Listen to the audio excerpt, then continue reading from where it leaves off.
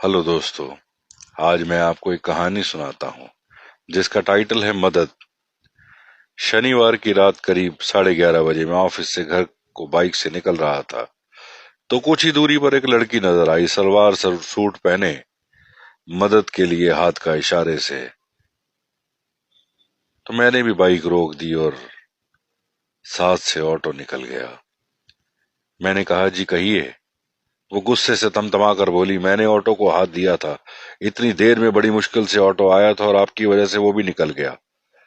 मुझे भी बहुत बुरा सा लगा। इतनी रात को अकेली लड़की मेरी गलत फहमी की वजह से परेशान हो गई। मैंने तुरंत माफी मांगी और लिफ्ट के लिए पूछा तो उसने साफ इनकार कर दिया। मैंने कहा कि रात बहुत हो चुकी है और आप अकेली हो, मगर वो तो गुस्साए मूड में ही थी। मैंने सोचा कि मैं चलता हूँ यार। फिर सोचा कि इस वक्त सुनसान सड़क, अकेली लड़की, भगवान न करे कहीं गलत हो जाए।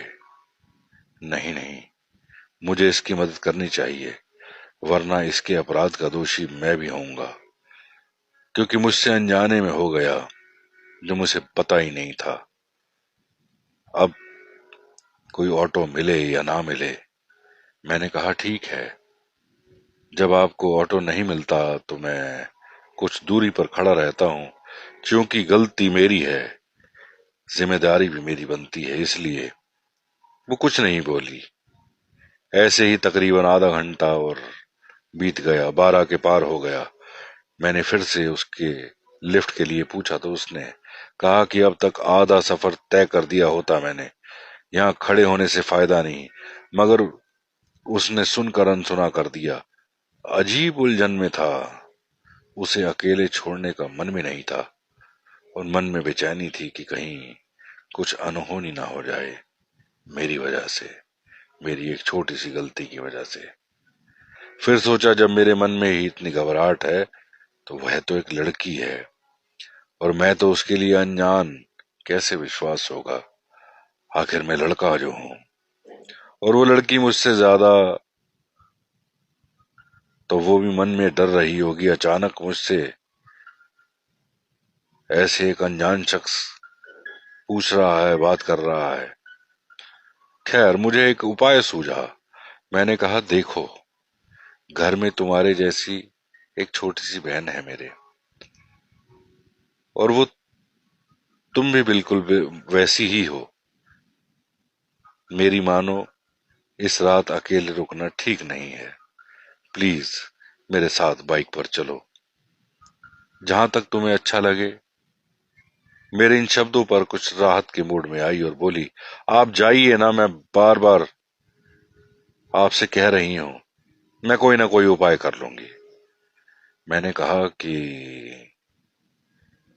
यहाँ रुके हुए 1 घंटा होने को जा रहा है, ऑटो तो दूर, आदमी भी नजर नहीं आ रहा है, तो प्लीज चलो। मैं आपको अपनी बहन बोला है, फिर भी आप मुझ पर शक कर रही हैं।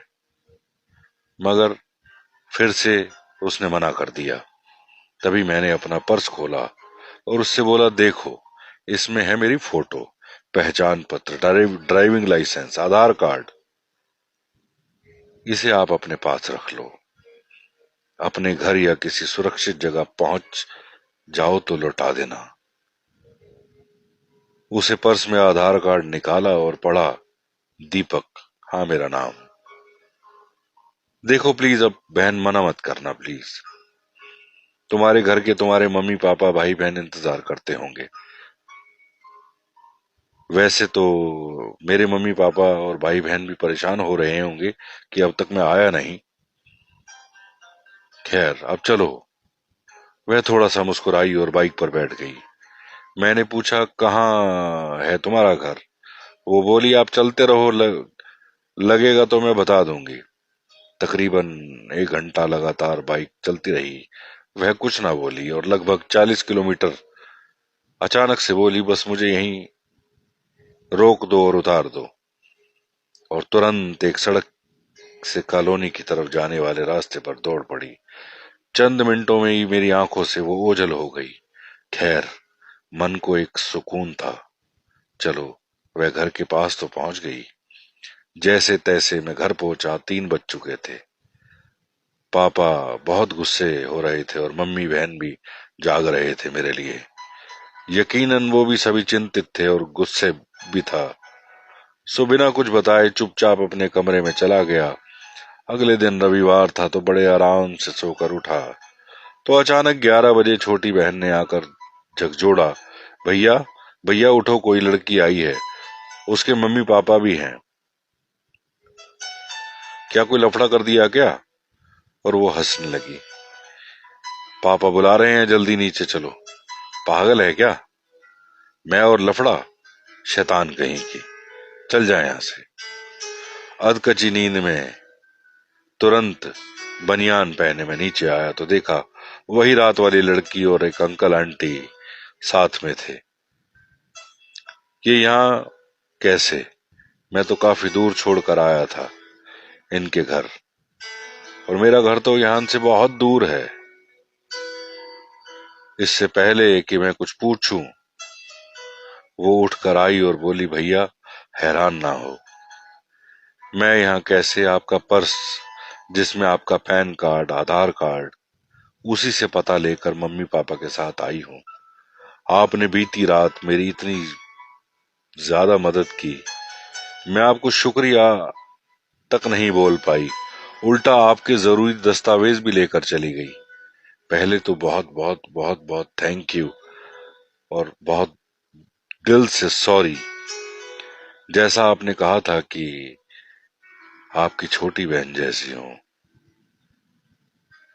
उसके बाद उसने मम्मी पापा से मुझे ढेरों आशीर्वाद दिए और काफी देर तक मेरी तारीफें करते रहे। अपने यहाँ सह परिवार आने का निमंत्रण देकर वह लोग चले गए। उनके जाते ही पापा ने मुझे सीने से लगा लिया और कहा, मुझे गर्व है तुझ पे दीपक, ये कि तुमने एक अच्छे बेटे वाली बात, मगर रात को ही बता देते तो अच्छा ना होता? बेकार में तुझे डांटा मैंने, पागल कहीं का। मैंने कहा, पापा आप तो मेरी भलाई के लिए ही चिंतित थे। तभी पापा ने एक बार फिर से मुझे सीने से लगा लिया और इस बार मम्मी और छोटी भी आकर मुझसे लिपट गए। दोस्तों, मुझे पापा ने एक बात समझाई है, अकेली लड़की मौका नहीं, जिम्मेदारी होती है।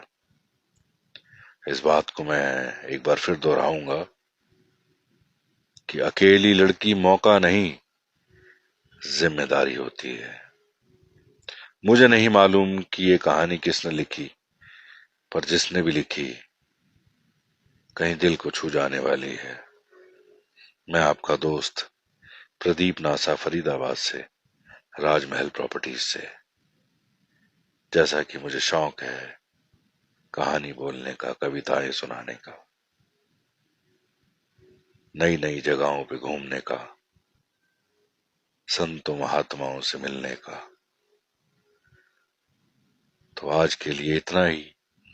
आपके भीतर बैठे परमपिता परमेश्वर को मैं नमन करता हूं, मेरा नमन स्वीकार करें। Thank you. फिर मिलते हैं किसी और नई वीडियो में, किसी और नई ऑडियो में, किसी और नई डेस्टिनेशन पर। Thank you, love you all.